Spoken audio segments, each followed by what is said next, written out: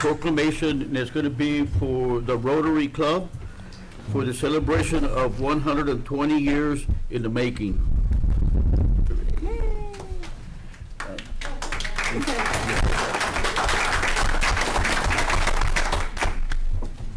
City of Aransas Pass proclamation, whereas the Rotary Club of Aransas Pass, Texas was chartered in 1960 and is celebrating 65 years of service, demonstrating the magic of Rotary to its community and the world. And whereas Rotary International is a worldwide service organization founded on February 23, 1905, with a membership of 1.4 million professionals and business leaders in 200 countries, organized into 46,000 clubs, grouped into 527 districts and 34 zones. And whereas the Rotary motto, service above self, inspires members to provide humanitarian service, encourage high ethical standards, and promote goodwill and peace in the world. And whereas Rotary International's vision statement is together, we see a world where people unite and take action to create lasting change across the globe, in our communities and in ourselves.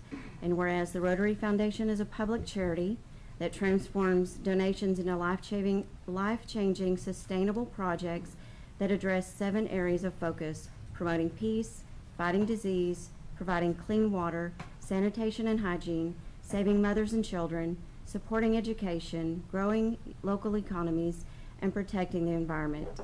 And whereas the Rotary Club of Aransas Pass is engaged in community-based projects funded locally and through the Rotary Foundation, such as providing scholarships to Aransas Pass High School seniors, providing bicycles to grades early childhood, pre-K and kindergarten through 5th, to promote perfect attendance and student improvement, donating to the local GED program and literacy, donating to the Tri-County Christian Service Center, donating to the APPD for their holiday drive, donating to Polio Plus and donating to Hands to Honduras, replenish water and shelter box to address education, food insecurity, poor water availability, and housing in disaster areas at the local and international levels. And whereas the Rotary District 5930, South Texas, and all of its clubs are committed to promoting peace in our community, our schools, and our families. Now therefore, we, the City of Aransas Pass, Texas, call upon all its citizens to recognize and celebrate the 120th anniversary of the founding of Rotary International on February 23rd, 2025, and congratulate our Rotarians for their commitment to serve our community. Set forth on this day, 17th of February 2025, Ram Gomez, Mayor. All right. Yay. Now come up and get a picture.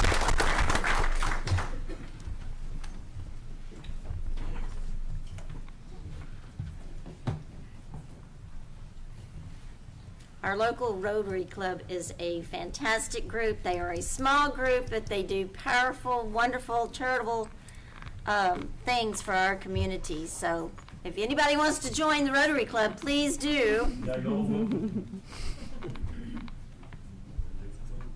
have my hat on. Hold on. Too late to run the counter.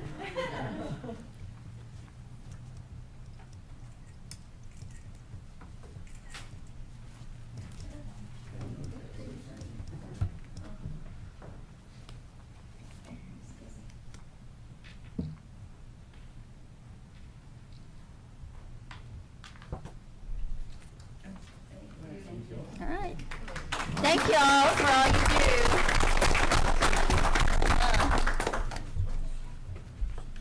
You don't want to be in the picture? Break the camera.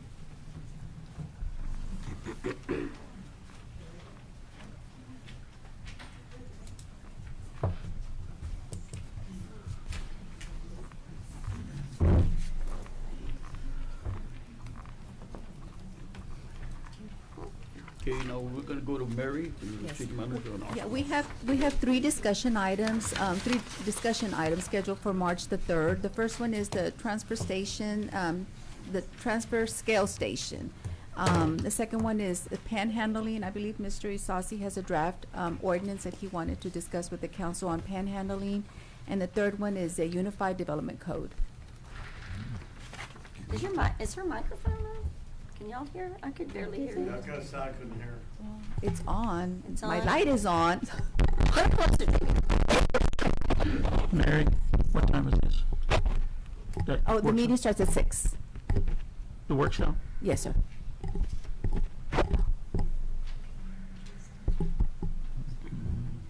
It's not an actual workshop. Yeah. It's during the regular meeting.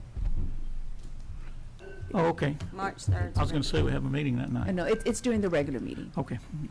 Okay, now, we're gonna go to citizen comments, and, it's gonna be Doug Goyer. Goyer.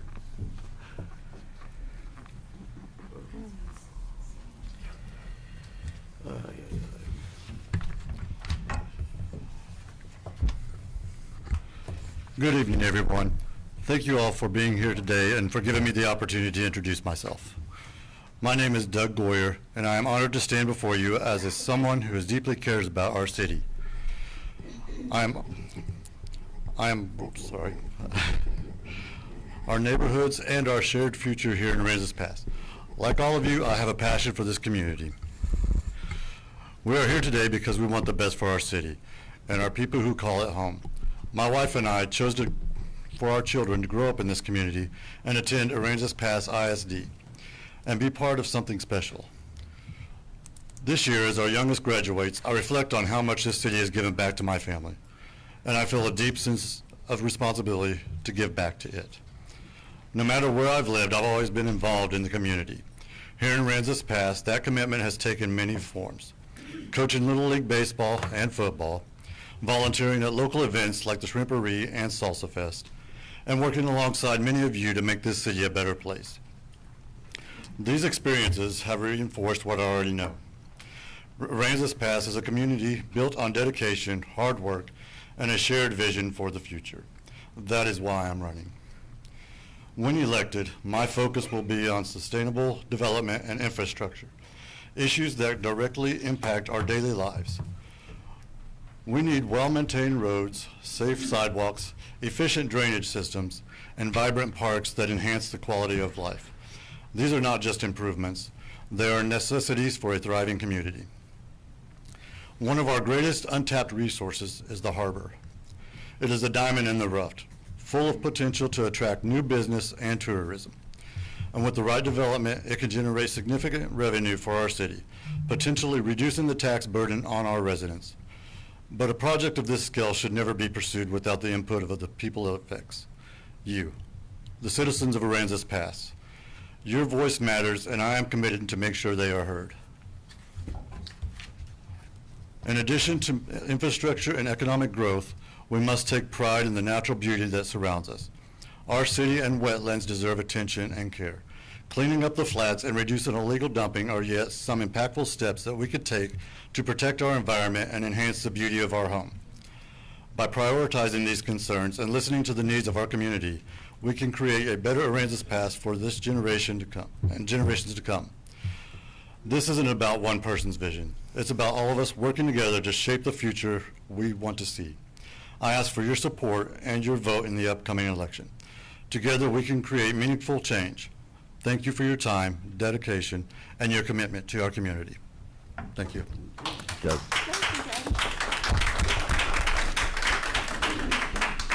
Okay, now we're gonna go to Will.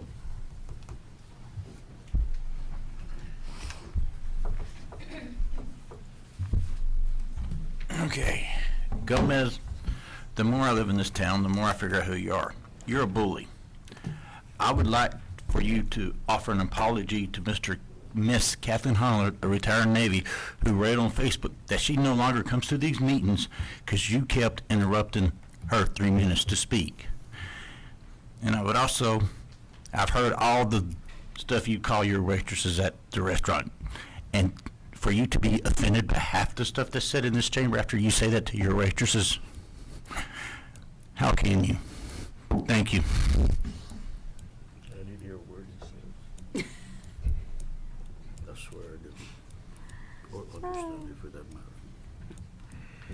matter. Okay, now we're gonna go to staff reports and other discussion items, which we are, Monthly reports, they're provided to the council in written form. So they will not be presented today. Okay, now we're gonna go to the consent agenda. Well, we've got the Texas warrant roundup. Oh, The yeah, second item. 7B. Oh, 7B. sure.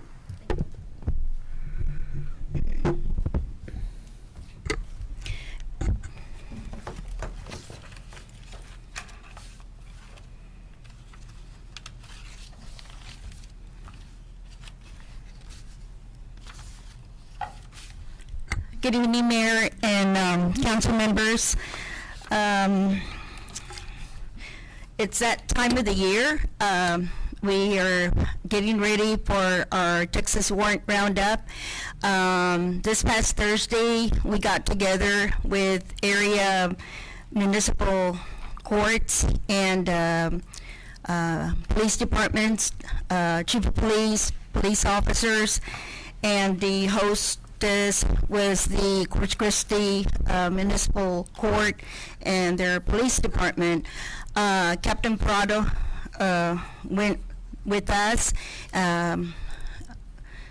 Assistant Chief, or our interim chief, Jones was not able to make it, and so Prado stepped in. And so anyway, we were able to share ideas and also launch the Texas Warrant Roundup.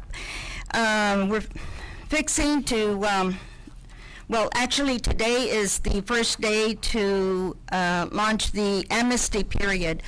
This is statewide that the Texas Warrant Roundup takes place. And during this time, the courts have an amnesty period, and during these 2 weeks, it's from February 17th through the 28th, we allow the people that have outstanding warrants to come in, and they're not going to be arrested. We work with them. We work out a payment plan, community service, and whatever means that we can to assist them. And so if they're stopped and the officers, I mean, you know, if they get stopped for an infraction, of course they're going to be cited. But at the same time, they are advised that they need to come into our court to take care of their warrants. And when we talk about warrants, we have straight warrants where they have never come in to take care of it. And then we also have CAPIS pro-fines. The CAPIS pro-fines are the ones that they have already come in and try to work something out, either by doing community service, a payment plan, driving safety course, and they defaulted. So these are two outstanding warrants that are out there, and so these are the warrants that we are addressing.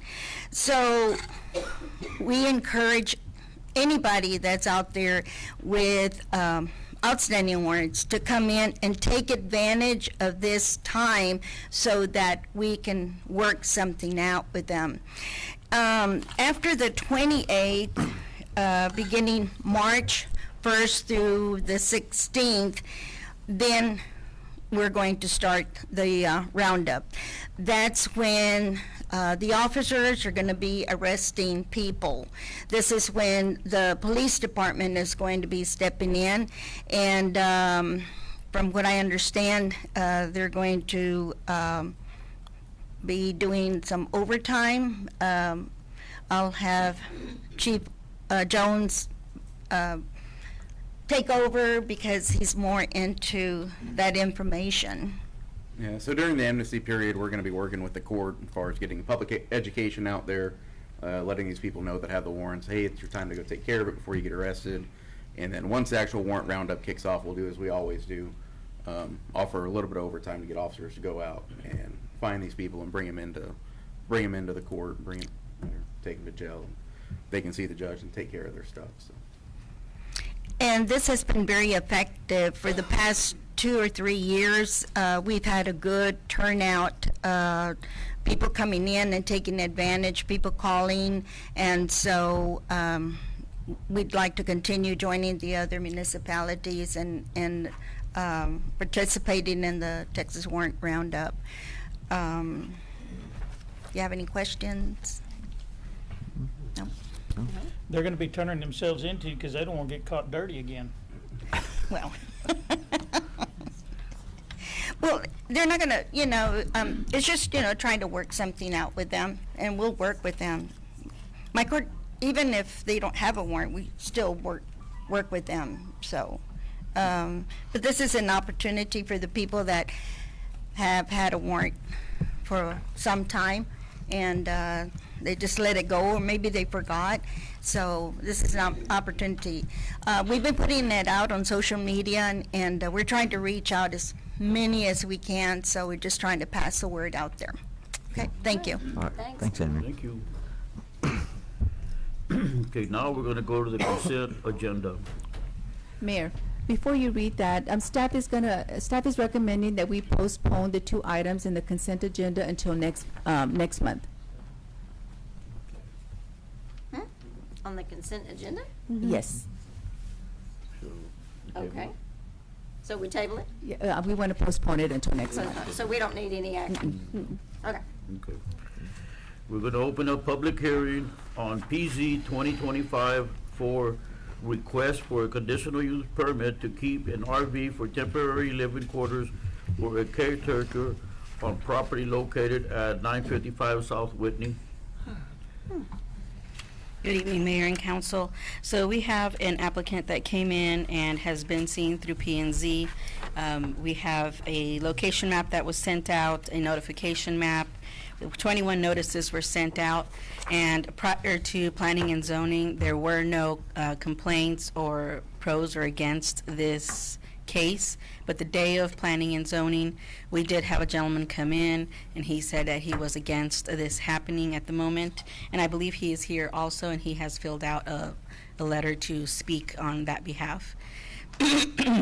The applicant would like to have a RV in the rear of her residence as living quarters for her brother, as she is up in age, and she would like assistance continue living there as much as possible. And so he is hoping to live in the RV, because right now they only have a small, I think it's 600 square foot home. It does have 2 bedrooms, but to help with privacy, it's easier if he lives in the RV. She was advised that that is not allowed per code, and she initially requested 10 years because that's how long she feels she can live in her home, as long as her brother is there. But with the conversation we had with planning and zoning, she's coming back to say maybe 1 to 2 years to at least find an alternative housing for her brother nearby so that he can continue to care for her. The recommendation was to deny the request by planning and zoning due to code not allowing anybody living in RVs in the R7A single-family zoning area. And she did provide a site map. The RV is located about, I want to say, 50 feet from the home, and it's about 5 feet from one of the side setbacks. Plenty of room from the back, but one of the complaints was of the gentleman that came in is that he can see it and it's not sightly. It brings down the taxes in other homes, and that's why he would like to see that removed. Both the applicant and the gentleman are also here to speak on their behalf. So I would like to bring on. Yep. Michael. Mr. Michael Barrera. Oh, Mike Barrera. Oh, okay. Thank you guys for allowing me to speak today. My main concerns is there's 5 new homes in my street alone that were built, valued at over $300,000, and that's just recently within the last year and a half. Next thing is, having a person living in an RV that's supposedly a caretaker should live inside the house. If they need a caretaker, what happens if she falls down? Concerned about her health. He's going to be outside not knowing what's going on. Third, let me put on my glasses, sorry. There's really no way to get that RV out if y'all decide to keep it or have it moved without going through private property, because in the back alley they have a 3 to 4 foot drop. So there's no way to get in there. The way they got it in there was through private property, put the fence back up. But once that somebody builds a house next door, they're not ever gonna be able to do that. And besides, the code is that it's just for storage, and right now somebody's living in it. So right now it looks like it's permanent. What else? And my question is there doctor's orders that she needs to have a caretaker or et cetera? I'm just worried about my property value and everybody else's. Because there's more homes being built in that area, to include myself, and I just don't want the value to come down. That's it. That's all I have to say. All right, thank you. Thank you. Thank you.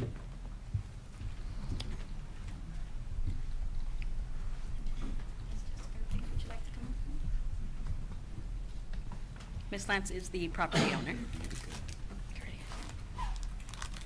My brother kind of got caught here during COVID, and we combined so that I've lived here all my life, and I've been in that house for 22 years. I've been a widow for 20 years. I'm 80, and I don't need physical help. It's not that.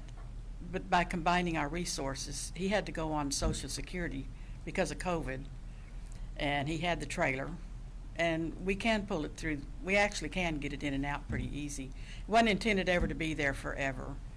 It was only for temporary use, and he stored it there. But he takes care of the, mowing the grass and replacing my faucets and things like that. Right now we're working on a kitchen floor. But my house is older than I am. I have an old dog and a 20-year-old car. But by combining everything, we're able to live well. There's over a year waiting list on the government housing close to us, which we appreciate that they have. But by living there together, I feel like, we do pretty well. A privacy fence would help. I wouldn't mind doing something like that. But yeah, you can pull the trailer out pretty easy. We intended it to be there maybe 2 to 5 years, while he was there, because he's right at 70, and he can't work, so he's kind of stuck there. But he's not a caretaker in the sense if I fall. I'm self-sufficient. I would like to go on living an independent life as long as I can. I figure I have 2 to 5 years there before I'll be 85. And he helps me with those kind of things. My family's building a property out for me within a few years. But I intend to live there another 3 to 5 years. And my brother, I'm hoping he can stay there for a couple of years. I went and asked for 1 year because I thought you had to make an application every year. And Miss Brenda was real helpful she said she didn't see any problem with it the way we were using it, and Mr. Tito, he's here, he went and looked at it. He's code enforcement. He said there was no problem on his end, that it wasn't, we've never had it connected to anything except electricity, because I did understand you can't connect it to city services, which is reasonable. We use it kind of like a spare room. He has a chair, he sits out there and does his stuff, and I sit in the living room and do mine. But we're about 8 generations of us here. I raised my kids here. My grandfather was born, my great-grandfather was born here. And we've always lived self-sufficiently. And I try to do like everybody else here. I contribute to the society in Aransas. After the hurricane for a year or so, we did, what do you call that? Volunteer reconstruction work. Volunteer reconstruction work. They don't let me on a roof, but I do other stuff. And I do like most people. I contribute. I clean my area up of cats. I know that's a small thing, but we were loaded with them and did trap, neuter, release, and paid for that. And I try to do what I can to be contributing, but I figure I have a few good years left. I'd like to stay there. Having him there helps me do that, but it's up to y'all, and I would like to ask that. Ms. Lance, did you say you applied for a conditional or an extension on your conditional use permit? Yes, because I thought you had to do it year by year, but Miss Brenda, she explained they don't allow more than 5 years. This is a brand new conditional use permit. It's not an extension. Oh, no, I don't, no, it's never been there before, no. No, this is a brand new application. Okay, and don't we give them for 5 years? The code allows for 5 years, yes. That's up to, right? Up to, yeah. That would be great, but. But is there an issue with it? No. For getting one? We No, I'm keep talking to Brenda. Oh, I'm Getting sorry. a CUP? Yeah. It is against the code. It does not allow anyone living in an RV in the R7A living district. That's why we asked for a variance. Wait I a didn't minute, know hold they it. had that. Say that to me again, Brenda. You cannot live in your RV in the R7A zoning district that her house is located in. Which I thought was what the CUP, I thought was to allow Yes. for a limited period of time for someone to sleep in it. And he uses all of the facilities, the kitchen and everything in the house, but the 2 bedrooms in that house are each very small, and there's not a door between them, there's just an opening. So because it's a brother and sister and they're living in a small house together, and it just, when the availability of having the RV for him to sleep in, they didn't connect it to city utilities, but it is connected to electricity, which even if we are not granted the CUP, we're allowed to have it sitting on the property yeah. connected to electricity as long as no one's sleeping in it. We were just asking to use it for a limited time for him. Are you for that trying to reason. tell me, Brenda, that that's not under the CUP guidelines for what they want to do? Over the guidelines, yes, of the conditional use permit, you can allow that. The code without the CUP does not allow it.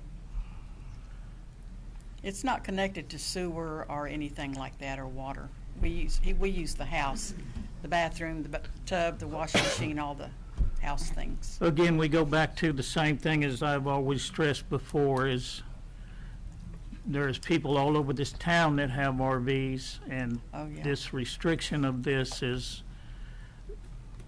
putting some people at a loss of why they even want to be here, because I know people that use them for people that come visit as an extra place for them to stay for a week or 2 or whatever, and limiting people's property to do, you know, as long as it's not unsightly and it's not a junkyard and everything else. It's not. I can't see that there should be these issues with people that have RVs that this is a tourist town. This is going to happen. And when you start taking that away, there's a one down the street from me that these people that don't live here, they come here and they go fishing and they use their RV and they leave. We have one I mean, behind this is what this us. town's about. I can see junk, not having junk here. I understand that. Yeah, I do. But if this lady has got an issue of, and I respect that your age and that you're wanting somebody else there, because there's an old lady that from New Mexico that's been a friend of mine for years that's 85 years old, and she comes and stays with me. The same thing. Everybody else might not look at it the way that I do, but I don't like violating people's rights. And I think that their property is theirs to do with what they want to do, as long as there's limitations within the law. And telling them they can't use something is violating their rights, in my opinion. We do keep the property up. As long as you don't tear it up and trash it like some, if it's the trash houses around here, I agree with it 100%. But if you keep maintain it and you maintain the yard and you don't junk things around there, then what is the problem? Other than just because the the city ordinance says you can't do it. And the CUP was the way to ask the city to allow it to happen on a temporary basis. Yes. So that's why we applied for that. And that's not a free thing to apply for. It cost them A whole month's a income. month's income to apply for How the much did it application. cost you? $1,000 to make the applications. And we have no problem with that because No. it is the law. But We if they turn understand it there's down, do laws you get for the a money reason. back? No. No, sir, no. But I don't mind paying a fee because, I mean, there's a fee for everything. And we pay our Didn't you taxes just and- tell me that you did the CUP for them for 10 years or something?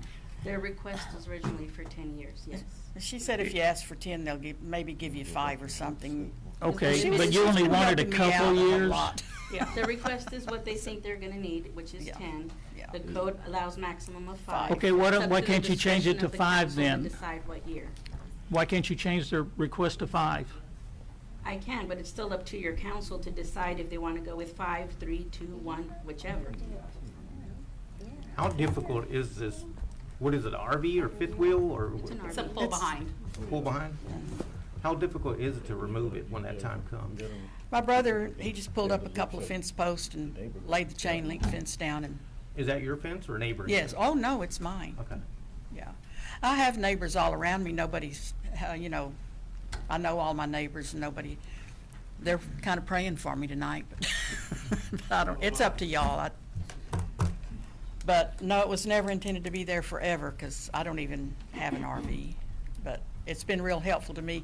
My house has been robbed. I've had things stolen out of my yard. A man, 2 different times a man came up into my yard that I didn't know was there in my backyard, because you can walk down the alley. I wish we didn't have alleys.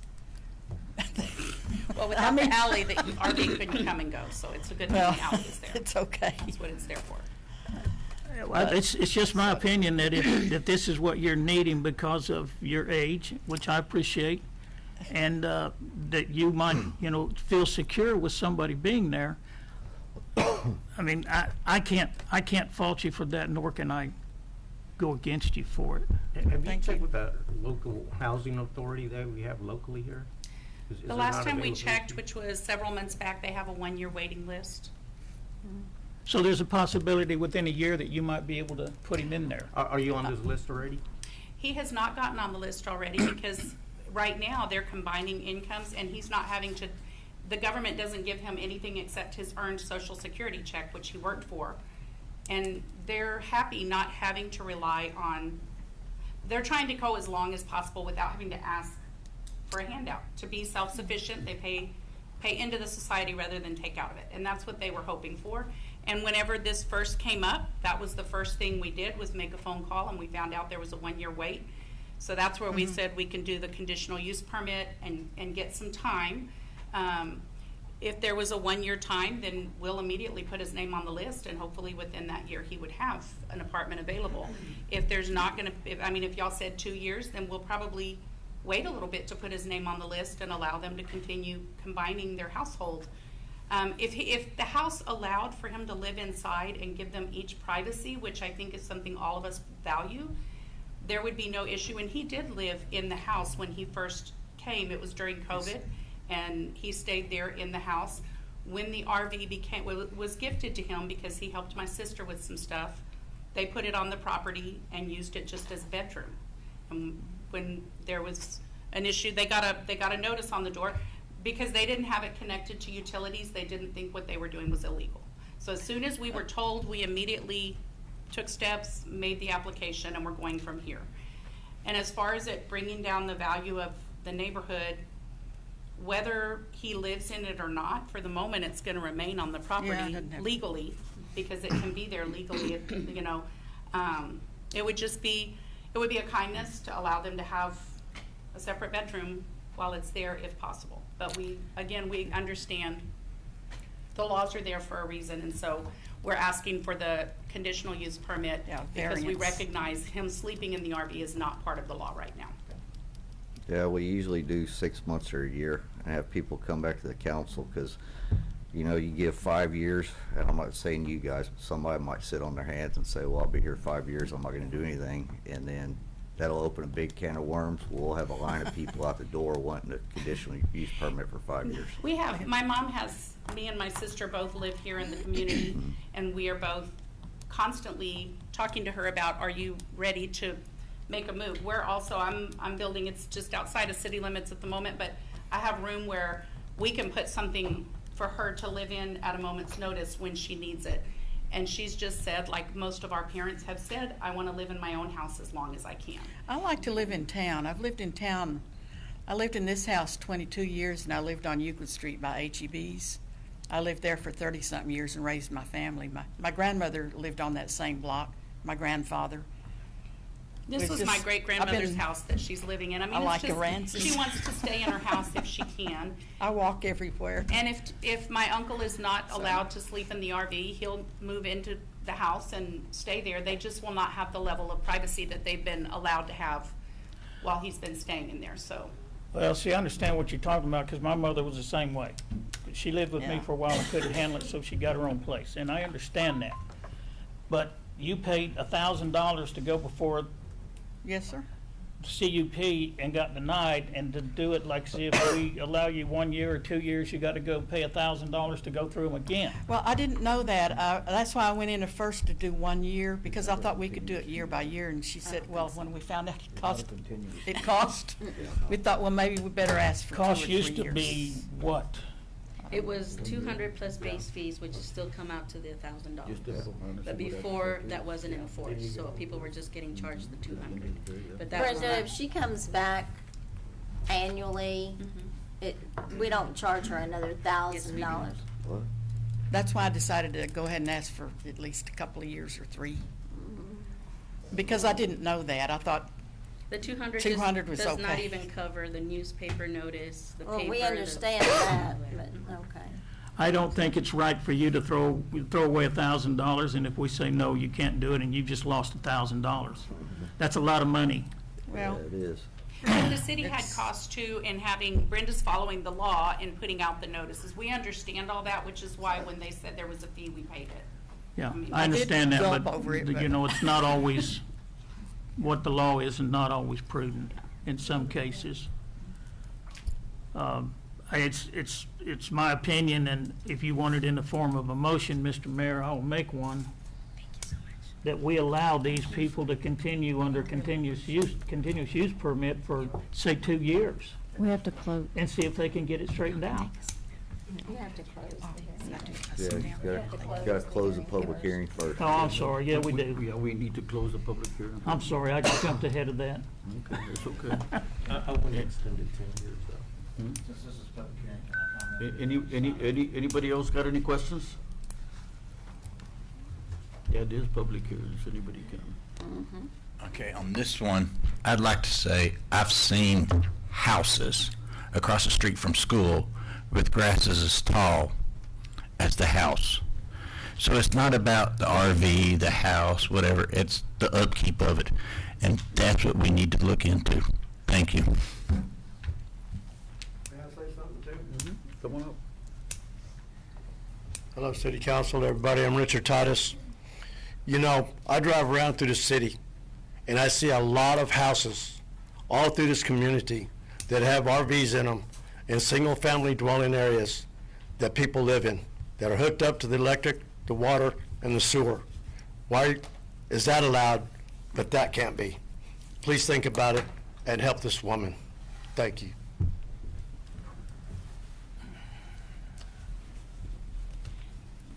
Carol Salinas, Aransas Pass. I'm just wondering if you're planning on canceling this ordinance, changing this ordinance. There is an ordinance in place, and that's what the planning committee acted on. Thank you. But the planning committee... Not that I do not absolutely understand how these people feel, but there is an ordinance. I have been on that committee for a long time. I know all the thought and research that was done when these ordinances were passed, this one in particular, and I know the people that put in their 2 cents, and just remember, whatever you're doing, there is an ordinance you need to, I'm not sure the exact term, but there is a ordinance in place. Thank you. But Carol, they were looking at 10 years, not a couple years, and the 10 years doesn't apply. We're not looking, we're not I'm talking about this deal. We're not talking about any time period at all. Talking about the word. The ordinance in place says no one is allowed to live on an RV on the property. It doesn't have any time period at all. Thank you.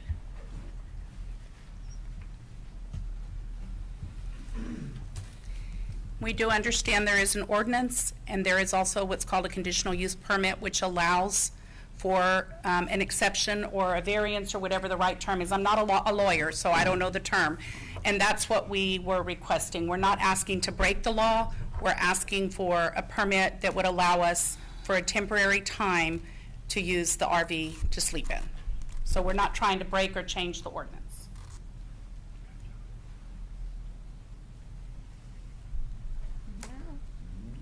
Anybody else? Any other questions? Okay, I declare this public hearing closed. Now we'll go to consideration of approving an ordinance granting a conditional use permit for the use of recreational vehicle as living quarters for a caretaker to care the property owner, Patricia Lance, for,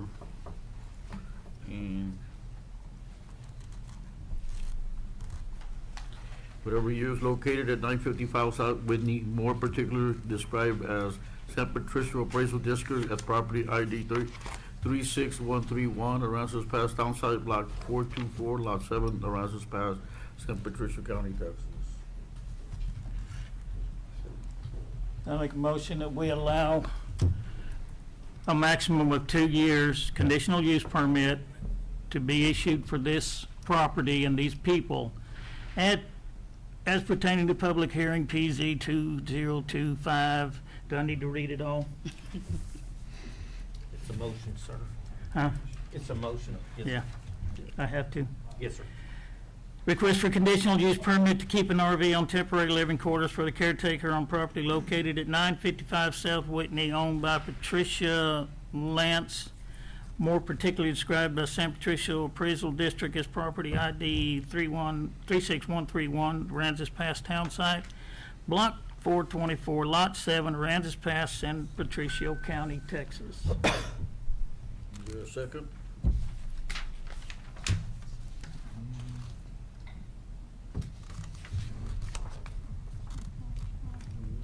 No second.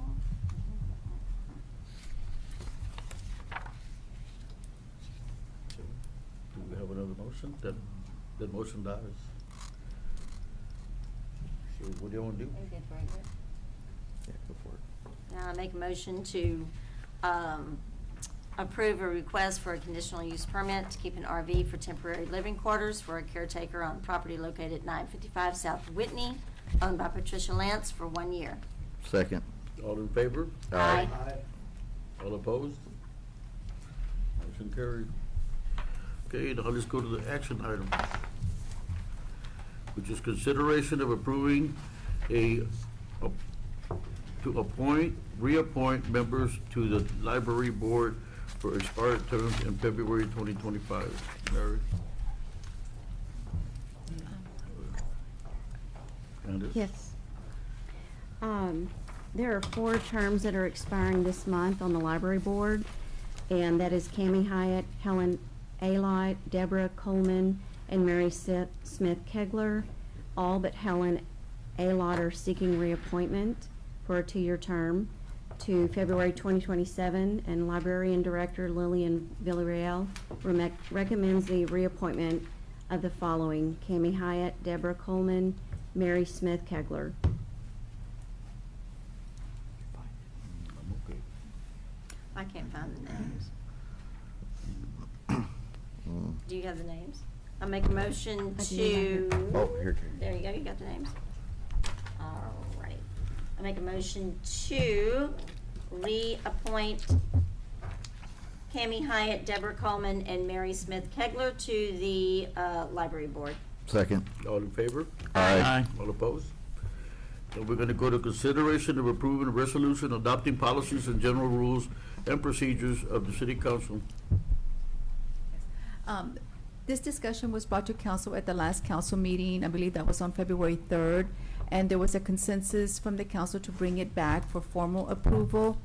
At the discretion of the council, back on the February 3rd meeting, there was a change that was made to one of the items, one of those council policies, and that was on the motion to reconsider, to only allow a motion to reconsider to be made at the meeting where the item was first voted upon.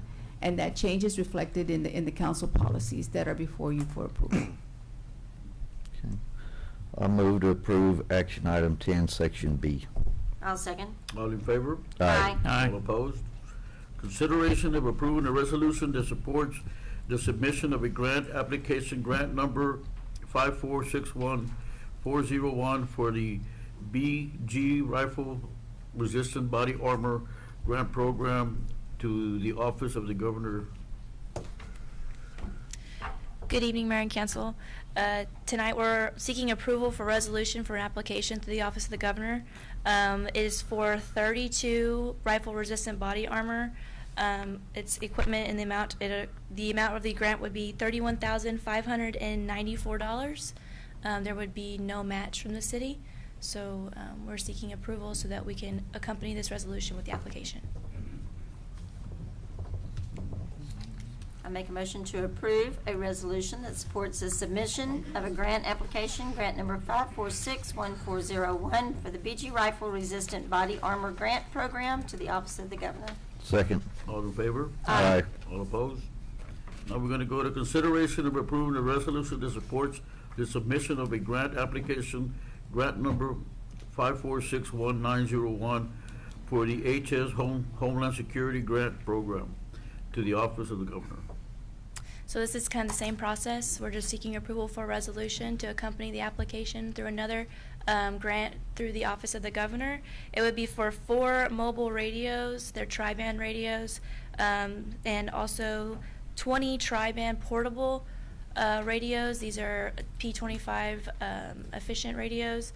These will help with communications under any kind of emergency circumstance or natural disaster. This will help with communication for local, regional, and state and federal emergency coordinators or any type of federal agencies or state agencies that help deploy during these circumstances.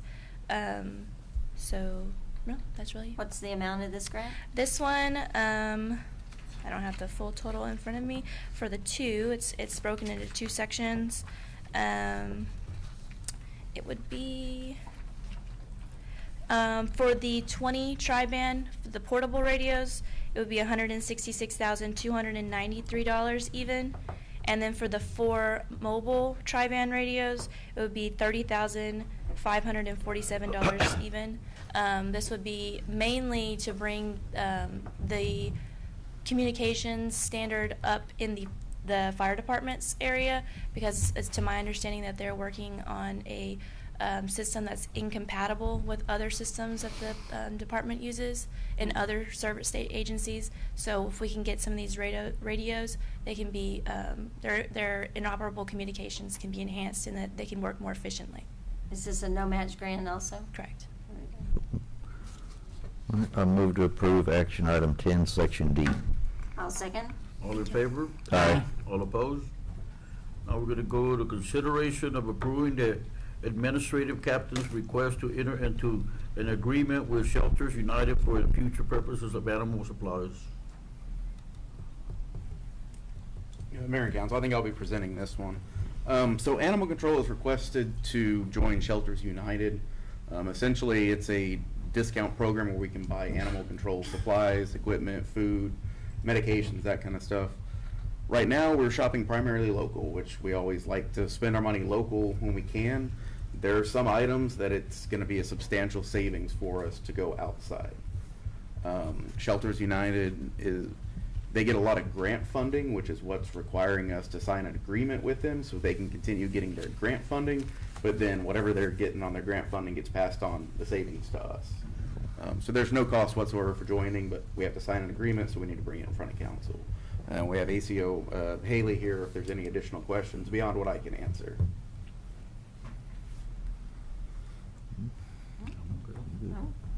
Make a motion to approve the administrative captain's request to enter into an agreement with Shelters United for the future purchase of animal supplies. Excuse me.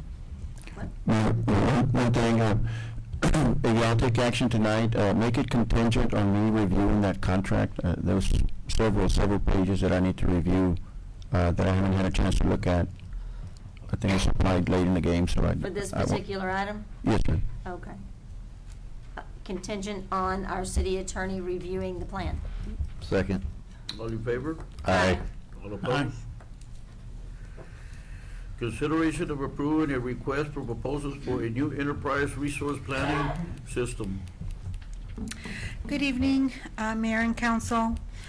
We are wanting to go out for bids for basically an accounting software. With the accounting software that we currently have, we went live with it prior to my tenure here in 2016, and we haven't, there hasn't been any much updates. It's pretty old, it's pretty antiquated. We're wanting to modernize and streamline a lot of our processes with accounts payable, with payroll, with HR. We have other departments that use other softwares, so every day we have to manually key in all their daily transactions into our software. So we're looking for software that's going to allow for the import of that data directly without having to manually key all of that information in on a daily basis. So right now, we're just asking for permission to go out and solicit bids to see how much an ERP and accounting software would cost, and see if that would be financially feasible for the city to purchase. Make a motion to approve an RFP for a new enterprise resource planning system. Second. All in favor? Aye. All opposed? Thank you. Okay, now we're gonna go to executive session, and it is 6:51 PM, and it's for the Texas Government Code, section 551.071, to meet with the attorney to seek legal advice on a matter which the duty of the attorney to the city council under the Texas Disciplinary Rules of Professional Conduct of the State Board of Texas clearly conflicts with the Texas Open Meeting Act related to Con Brown Harbor, Justin Chandler, Con Brown Harbor lease, Aransas Pass Seafood Packers. And then we're gonna go to the Texas Government Code, section 551.072, to deliberate the purchase, exchange, lease, or value of real property related to LWR.